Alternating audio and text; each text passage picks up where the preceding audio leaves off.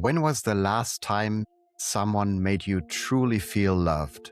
Not just liked, not just needed, loved. I'm not asking about a grand gesture. I'm asking about the moment it actually landed. When you felt it in your chest, in your body, and thought, yes, this person knows me, the real me. That thing, that feeling is what today's episode is about. Because here's what I've learned.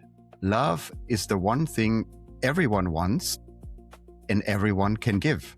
And somehow, most of us are not really good at either. I live off the grid in the Santa Cruz Mountains with my wife Angela and our 3 kids. And if I'm honest about where love actually lives in my life, it's not in the applause after a keynote. It's not in the message after a book was published. It's in the morning when I go from room to room waking up the kids. I lean in close and I say, it's a beautiful day. It's your day. Let's make it the best one yet. 3 kids, half awake, not yet performing anything for anyone. Just there, just real. And it's in the evenings when we're all in the kitchen making dinner together. Nobody's being impressive. We're chopping and steering and talking over each other. And somewhere in the middle of all that noise, I look around and think, this is it. This is what actually love looks like.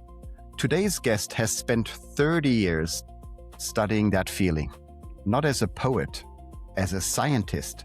Sonja Lyubomirsky is one of the world's leading scientists of happiness, a distinguished professor of psychology at UC Riverside, who has spent 30 years figuring out not just why some people are happier than others, but how any of us can actually get there.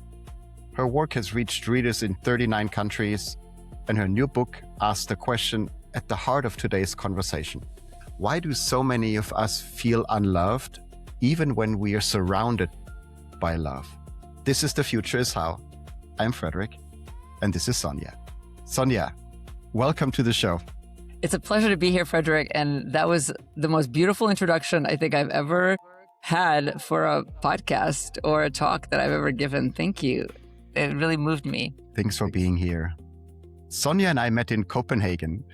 We were both there to speak at a conference, which sounds appropriately serious, until she told me the real reason she'd come. She wanted to eat at the best restaurant in the world, and the conference was how she got invited. I don't know a more honest thing I can say about someone. We shared an Uber to a rooftop, looked out over the city, and I thought, I need to get this person to this podcast. Well, Sonja, you're finally here. Welcome. Thank you. I think it's been a year or 2 years since that conference. Thank you. Yes. And so before we go anywhere, I have to ask, this morning when you woke up, did you feel happy? Did you feel loved? Because you spent 30 years studying both, and I'm genuinely curious, what's it like to live inside that research? Yeah. Well, of course, doing research on something doesn't mean that you're always feeling that something, but I am a generally happy person, and I do have a lot of love in my life, tons of love. Love is everywhere. We'll talk about that. But actually, usually when I wake up in the mornings, to be vulnerable, I feel a little anxious. I have a little anxiety when I wake up in the mornings as I'm waking up. And then when I get up and get going, it's gone. So it's actually very interesting. And someone told me, well, maybe it's because cortisol levels are high when you're waking. But this morning, actually, I had a Zoom with a new friend that I feel very, very close to. And I woke up thinking about it and feeling kind of the love of that friend. So I actually did feel loved when I woke up this morning. Amazing. 2 things we learned immediately. Get out of bed. Yeah. And maybe talk to a friend, right? Exactly. Which is like a magic potion when you think about, like, have you ever been like heartbroken or really sad about something or really anxious or really angry, and then you talk to a friend and you go from like a -7 to a +4? How much money would you pay if there was a pill that had, led to that, right? And then yet we have that with friends and with people we love. Amazing. Thanks for sharing that. So what's something you were most wrong about early in your career? A belief about happiness that the research eventually overturned? Wow, I don't know how to answer that question. Thank you for stumping me right at the beginning. What was I wrong about? Well, I guess the very first thing that I was wrong about is the very first thing I studied was social comparison, how people compare themselves. We all compare themselves to others. And so I thought that happy people compare down and unhappy people compare up, right? So unhappy people are comparing themselves to those who are better off than them, who are more intelligent, more beautiful, etc., make more money. And that happy people compare down. That's why they're happy. They compare themselves to people who make less money and who are less intelligent and less beautiful, etc. And I was completely wrong about that. And when we interviewed people who are happy and unhappy, when we asked happy people, well, who do you compare yourself to? They almost didn't understand the question. I mean, of course, we all can't help but notice differences, but it's just not something they did. And unhappy people were like, oh yes, I mean, they gave us a whole monologue about, who they compare themselves to. So basically unhappy people compare both up and down to everyone and everything. And happy people just don't tend to compare much. So anyway, that was my first mistake. Well, my first sort of wrong hypothesis, but I was happy to get it right. I think we're now living in times where we probably have more tools at our disposal to compare ourselves, right? We go on social media and we see 1,000 ideas, 1,000 people, millions of opinions, and we start comparing ourselves, right? Is that making us unhappy? Yes, and you're absolutely right. And even actually with the advent of television, really is when it started happening, where you could be living in a country where you don't have that much, but maybe you're pretty happy. And then you start watching lifestyles of the rich and famous, that happens to be carried on your TV in your little village. And now you're like, oh, I could have more than I have before. And suddenly it led to what's called relative deprivation, where you suddenly feel like you're deprived when you weren't feeling that before. And now it's 1,000 times worse, right? Because now the comparisons are kind of customized to us. When we go on our social media feed, we're literally getting, we're seeing the things that actually make us unhappy. People who are, having these wonderful vacations, or who are posting selfies that have been, it's like the 5th selfie that they took. And so they look their most attractive. And one of my favorite studies was done with first semester college students, who found that most first semester college students think that all the other sort of new college students are having a better time and adjusting better than they are, because they see on social media people here's me at a party, here's me with my new roommate that I'm really excited about. And so, so it gives us a very misleading impression of other people's lives. Anyway, I'm not telling you anything you don't know, but it's just absolutely true. Perfect. There's always a difference between knowing something and doing something, right? So if we know that it makes us unhappy to compare ourselves, what can we do? Yeah, good question. So my dissertation a long time ago was about was on this topic.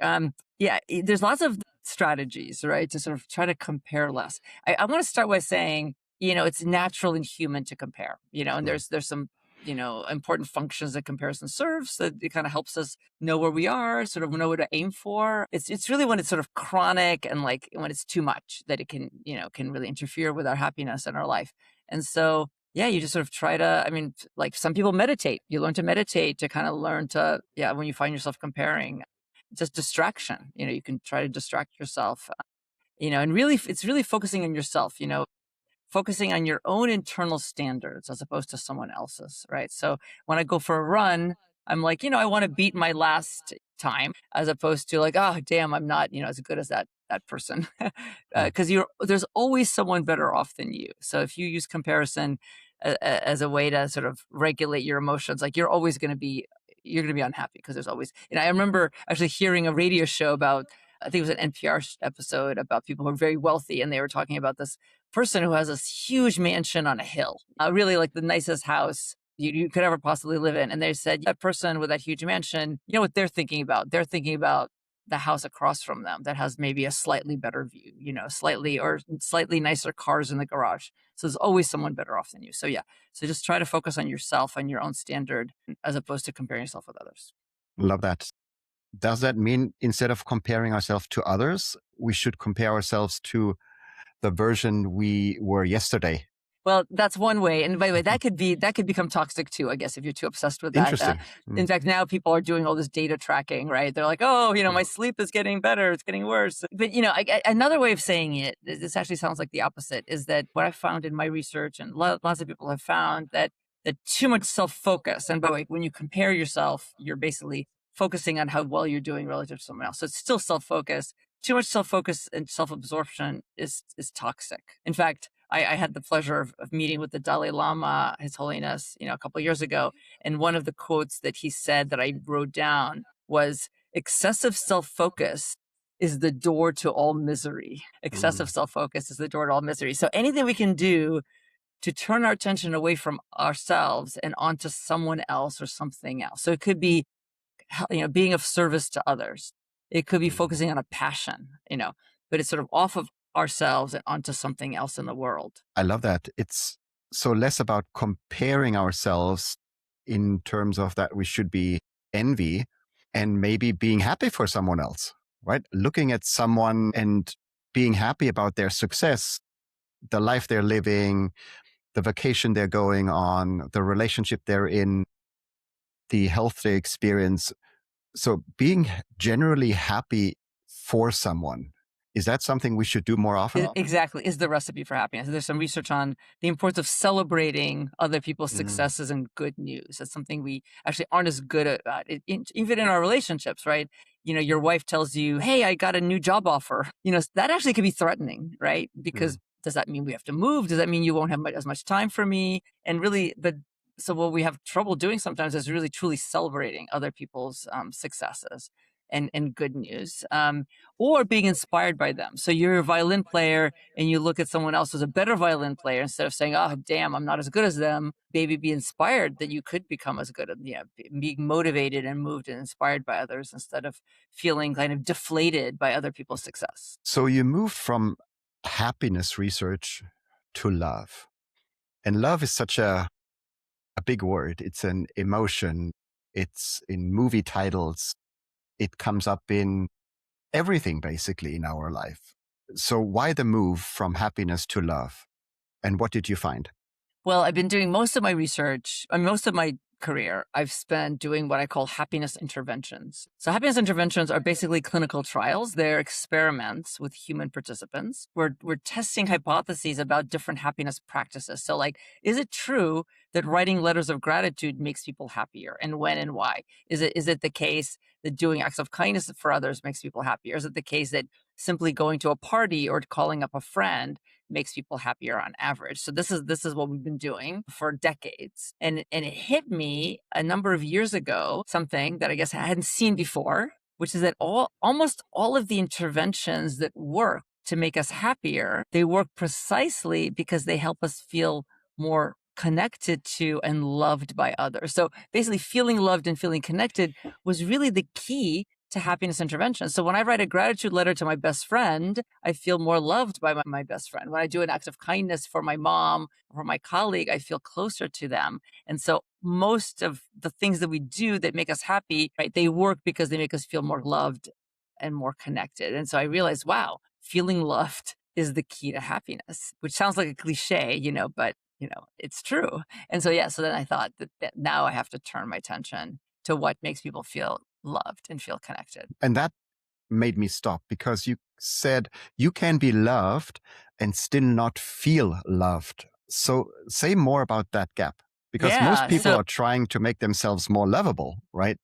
You're saying that's the wrong direction entirely. Exactly. So there's sort of two points you're making. Yeah. So one is that many of us are loved, but we don't feel loved. And in fact, my co-author and I, Harry Reis, conducted a survey expressly for our book, and we found that 70% reported having at least one relationship in their life where they don't feel as loved as they would like to feel. And 40% said they'd like to feel more loved by their romantic partners. That's a lot. That's a lot of people. I actually think that's probably an understatement, those numbers. So so we often are loved, but somehow it's not, that love is not getting in. And so there could be reasons for that. And so what do we do when we don't feel as loved as we want to be? We think, oh, I need to somehow make myself more lovable. Maybe I need to be more successful or beautiful, maybe desirable, or I need to somehow show how wonderful I am to the other person. Maybe I should hide my weaknesses and shortcomings, because that person might love me more, or they wouldn't love me, anymore if they knew about some of my faults. And that's really the wrong approach. And so, as you say, it's really the wrong approach, because it doesn't actually make us feel more loved. And it's interesting because really the key to feeling loved is to be known. So Frederik, if you don't know me, I can't really feel loved by you, because I'll always want, because then what are you loving then, right? Like I always wonder, if he knew me, then maybe he wouldn't love me. So really, if you're only showing your most wonderful qualities and hiding your shortcomings, then I'm not really showing my true self, if you will, to you. So I'm not really known. So the key to feeling loved, according to our book and lots of research, is to be known. For you to really know me, and for me to really get to know you. And so most of the book is really about how to really know each other. Is that radical curiosity? Well, that's part of it. So we have, again, the book is called How to Feel Loved, and we talk about 5 mindsets to kind of embrace and sort of, it's like a coat you put on. And you really start with radical curiosity, right? I mean, that's the first one. And I start, because I want to get to know you, Frederik. So I start by finding something of interest that's genuinely of interest to me in you, right? And maybe it's a passion that you have, or maybe it's, I've always wondered, how you, your background, or where you grew up, or why is it that when you talk, you often say this or that, So I ask you questions. It really starts with asking questions, but they have to be authentic and genuinely motivated by genuine interest, because you'll be able to tell if I'm faking it, right? And so that as I'm asking you questions, you hopefully will feel like, really, is it a gift when someone is genuinely curious about you? Like, it doesn't happen that often, actually. So hopefully you'll feel like excited and inspired and safe and trusting to share more of yourself with me. So you start sharing more of yourself with me.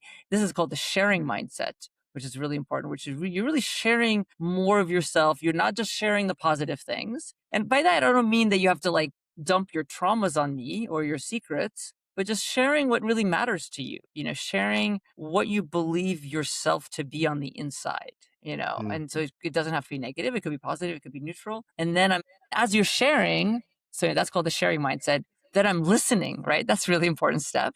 I'm truly listening. And most of us think we're good listeners. It's actually kind of funny. One survey showed that most people think they're good listeners, but everyone else is a bad listener. We think we're good listeners, but we're not. We're not so good. I'm not so good. I think most people are not so good, because when we're listening, we're mostly like rehearsing our next thing that we want to say.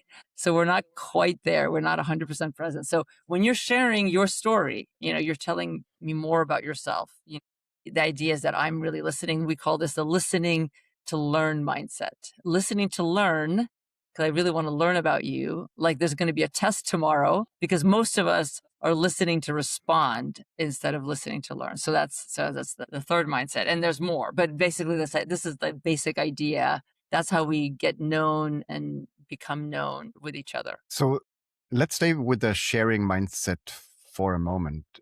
Becoming known, not just being good to someone.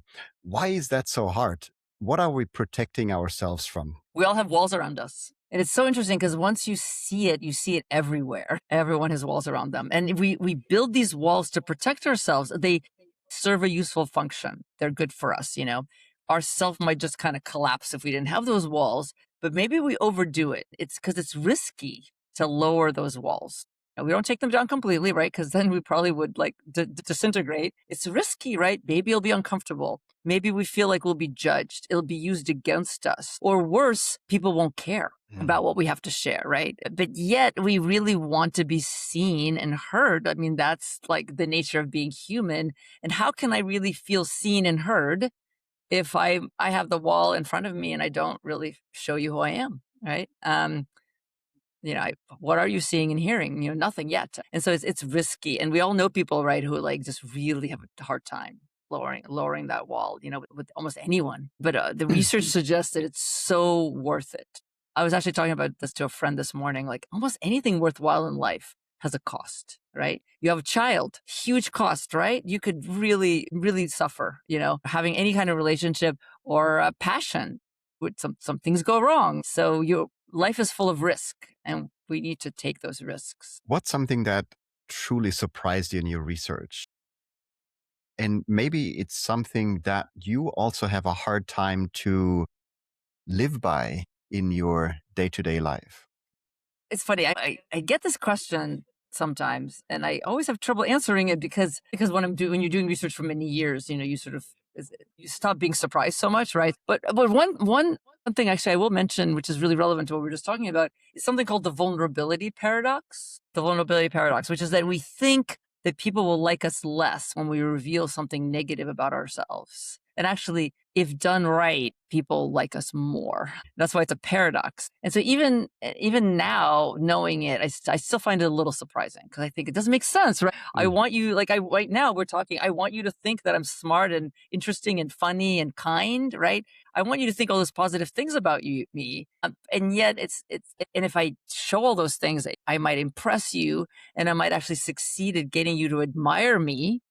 But that doesn't really forge a connection. Sort of true connection comes from vulnerability, showing a little bit more of myself. But it just seems it's counterintuitive. One little story I like to tell, when John F. Kennedy, after the Bay of Pigs, went on TV, because it was a huge disaster, and those history buffs know about what that was in Cuba. And he admitted to everyone that he made a mistake. And apparently his approval ratings shot way up after he did that. And so that's a little bit of a paradox, right? You think if you say, oh my God, this is a stupid thing that I did. I'm sure that's not how he put it, but why would that get people to like you more? It does have to be done in the right time and the right place. It's not just sort of dumping all the negativity onto someone else. You have to read the room. I love that. Thanks for sharing that paradox. So we talked a lot about love in relationship to each other, to another person. What I'm curious about is the relationship that we have with our future. I think most people have a love-hate relationship with their future.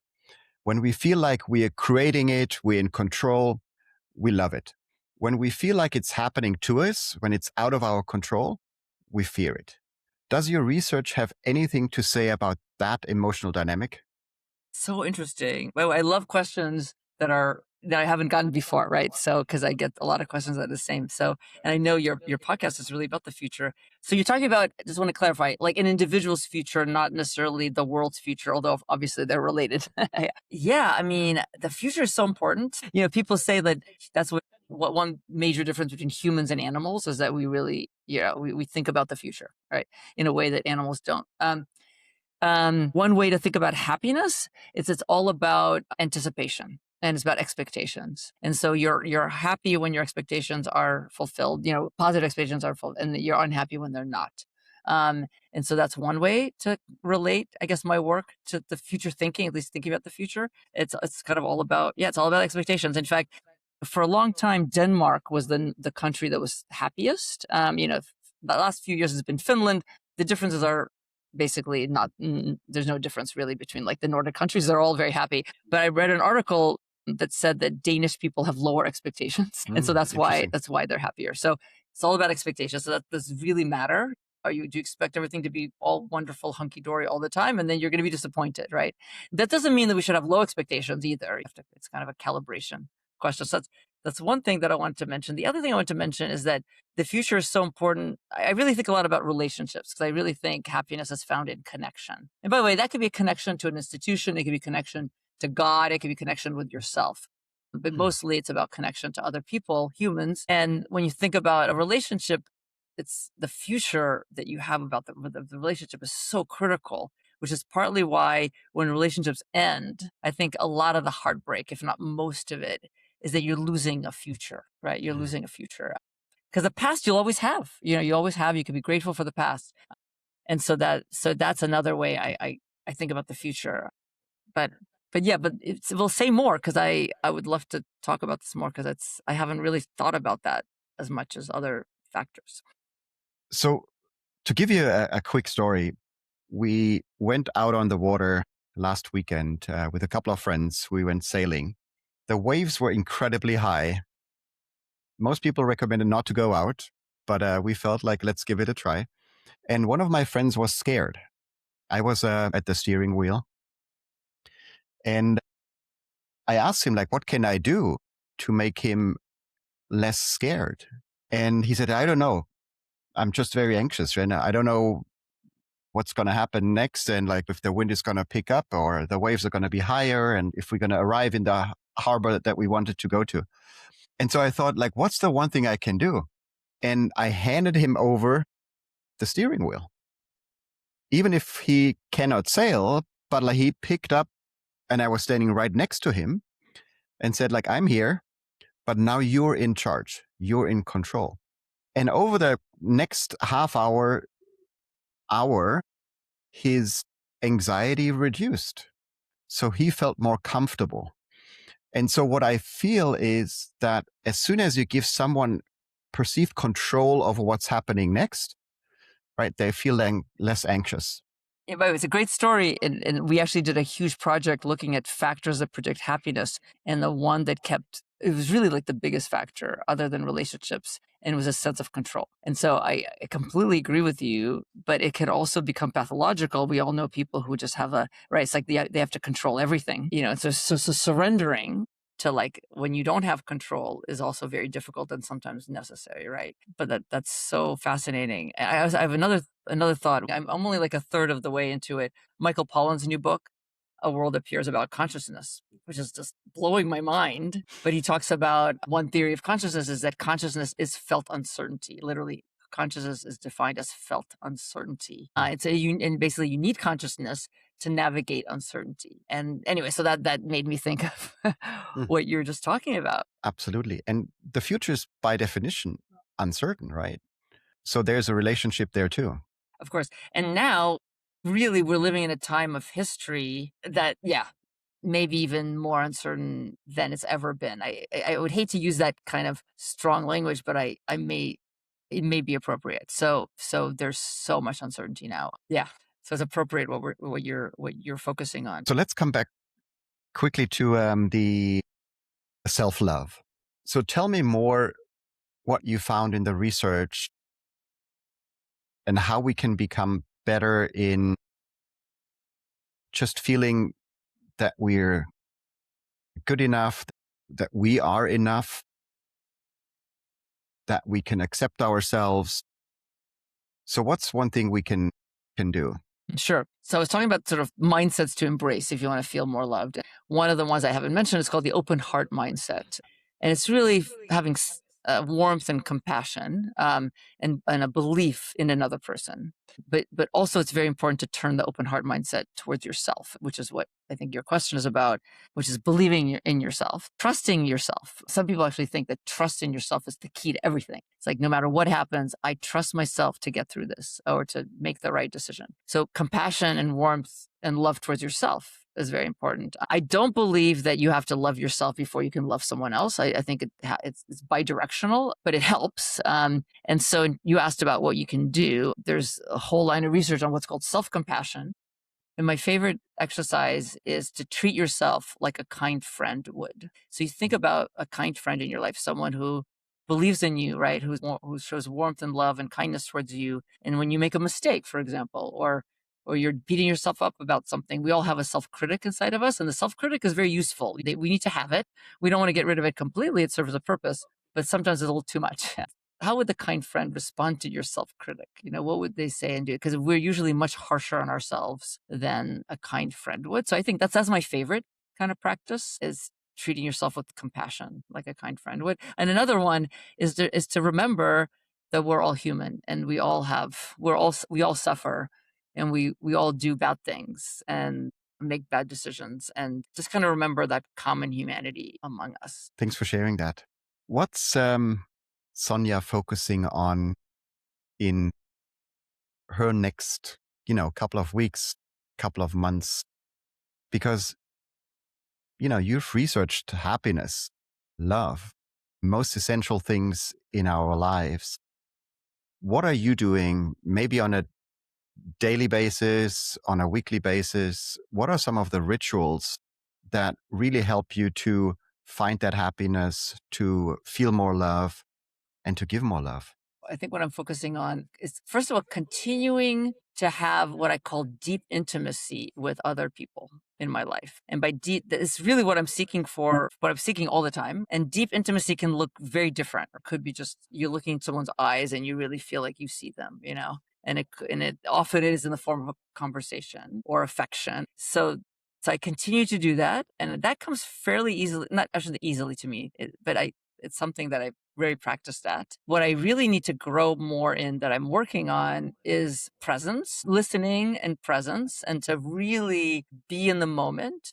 Because my head, my brain is just going really, really fast. And my friends and I talk about this. We're like, we need to slow down our brains to really be present with someone. And I think I certainly can be at times, but sometimes I find myself, you find yourself, your mind wandering. Actually, there's another survey I read recently showed that at least 25% of the time on average, our minds are wandering when we're trying to listen.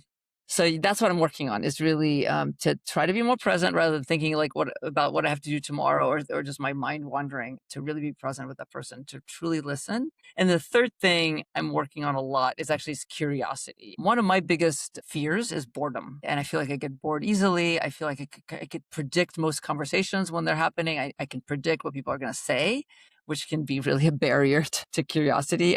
So I'm trying to figure out how to not be bored, basically.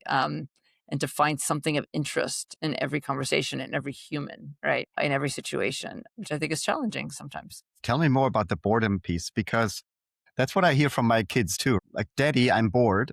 And so I think it's something we unlearned, just to sit with boredom, to sit with something that's not exciting, something that gives us a pause. So how can we become better? Actually, I was talking to a friend about this who also said, "Oh yeah, I remember when I was a kid, I used to say I'm bored all the time." So I definitely had that, and I got out of it. And then, of course, as an adult, there's so many things that are capturing our attention, and we're so lucky, depending on our work and our social network, just to be surrounded by lots of activities and things we're learning and all of that. I think it's more about conversations. So it's really boredom during conversations. Because I think if I'm just alone with myself, I think that could be wonderful. I'm not bored. So here's the problem that I'm having. I feel like, and I don't know, maybe this is going to sound boastful or somehow elitist, but I feel like I can predict how people are going to finish their sentences 80% of the time. I kind of know what they're going to say. Now, not necessarily in the exact words, but I kind of know the gist. It's not magic. I'm not brilliant. It's just machine learning. It's just pattern recognition, right? It's just like the older you get, the more conversations you've been in, the more people you've gotten to know. I just know what people are going to say, again, roughly 80% of the time. And that's what leads to boredom, because I'm like, I know what they're going to say. So it's not interesting. Can you also predict like how people will feel at the end of the sentence? I'm going to write that down. That's interesting. Because I'm not sure if I can. Or the more interesting question could be like trying to be very intentional how you want to make people feel at an end of a sentence, right? Because that's the radical curiosity probably that we talked about. I love that. It's actually one of the practices I remember reading about is in a conversation to really think about, like, what is this person thinking and feeling right now? What are they all about? And in itself is interesting. So I think that might be that might be one of the answers. And by the way, even when you can predict what someone's going to say, it doesn't mean that you don't want to have that conversation. So actually one of my examples is, we're talking about Trump, and I know, much of the time exactly what people are going to say. And I read a lot. I'm very well informed. So I often know more than what they're going to say. And yet it still can be cathartic, or, it could still be a conversation that I want to have. So just because I can predict it doesn't mean, or sometimes like emotionally supportive conversations, right? You know what someone's going to say, but as you say, there's an emotion behind it that can be very, powerful, rewarding, compelling. Right. It's not just about the words. So you're right. I need to go beyond the words. Amazing. We all need, probably. We do this in every episode. I call it the fast future round. Short questions, first thing that comes to mind, no long answers allowed, but just maybe a breath between each of those questions. So the future that you want to create in 3 words. Peace, love, happiness. A belief about love you held for years that you've now completely let go of. That love isn't black and white, that love is everywhere, that I can love a stranger for a moment, that love is in everything and in everyone, that it's not just you either love someone or you don't. The loneliness epidemic, failure of technology or failure of courage? Maybe both, but I actually am not sure I believe that it exists. Can you tell a little bit more? Now I'm curious. I mean, I do think some statistics show, and I talk about in my book, that people are more lonely, but I I'm just not convinced in those statistics. I think in some ways we're less lonely because we're more connected. Some people are a lot less lonely. Even people who are using AI companions are reporting to be less lonely. Not that I'm necessarily recommending that as a maybe a first round option. People in the world have always been lonely. People have been living in isolated places, having not seeing their family for years or decades, not being able to communicate with their loved ones. So I don't know. I just feel like there's sort of pros and cons, and technology has in some ways made us a little more lonely, in other ways has made us less lonely. So I just see it as a more nuanced way. Thanks for sharing that. Yeah. So what most people think will make them feel loved, that actually won't. To show off how wonderful you are. There's a screenwriter who once said, if you want to write a character that no one will connect to, make them perfect. Love that. So being perfect, showing your wonderful qualities is not going to make you feel loved. One quality in a person that tells you that they know how to love. I would say an open heart or curiosity, openness and curiosity in others. Something you do every day that would surprise people coming from a happiness scientist.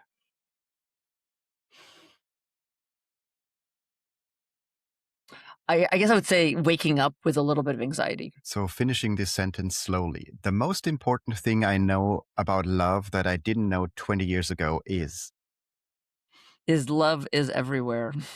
Kind of what I said before. You can have drops of love even with a stranger for a moment.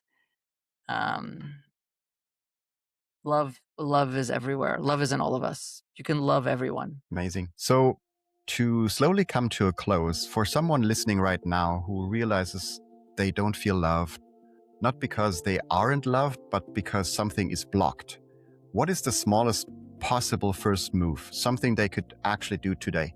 Pick one relationship in their life where they don't feel as loved, where something's blocked, and seek that person out and ask them deep questions about themselves and their life. So show curiosity in them, ask deep questions to that person. That's the first step. Last question, not the research answer, your answer. What does being loved feel like for you right now in your life? Yeah. It feels, well, first of all, on the other side of love is sadness. On the other side of love is grief and loss, because it's very risky. So when I think about love, I was thinking about this morning, actually. It's like an open heart, it's an openness, and you're really opening yourself up to risk and loss. So it feels so beautiful and like expansive, but it also, there's a tinge of sadness to it because it might end or you might lose it. And that's okay, because that's part of life. So yeah, so that's how I feel it, kind of expansiveness and abundance, but also with a tinge of grief and loss and sadness. Thank you so much, Sonja. That was beautiful. That was with a lot of love. And I think today, 3 things from Sonja and from this conversation that you can actually do. One is tell someone something true about yourself that you usually keep quiet. Not dramatic, just real. Watch what happens when you let yourself be a little bit more known. The second thing, the next time you're with someone you love, ask them a question you genuinely don't know the answer to. Not how was your day, something you're actually curious about. Radical curiosity is a practice, not a personality type. And 3, make love visible in something small today. A morning whisper, a meal made together, a moment where you stop and actually look at the person in front of you. Love doesn't need to be grand to land. It just needs to be real. That's The Future is How, from within. See you next time. Thank you so much, Sonja. Thank you. That was beautiful. Seriously, Frederik, I love talking to you. You're so deep and thoughtful. Thank you. I can only mirror that back.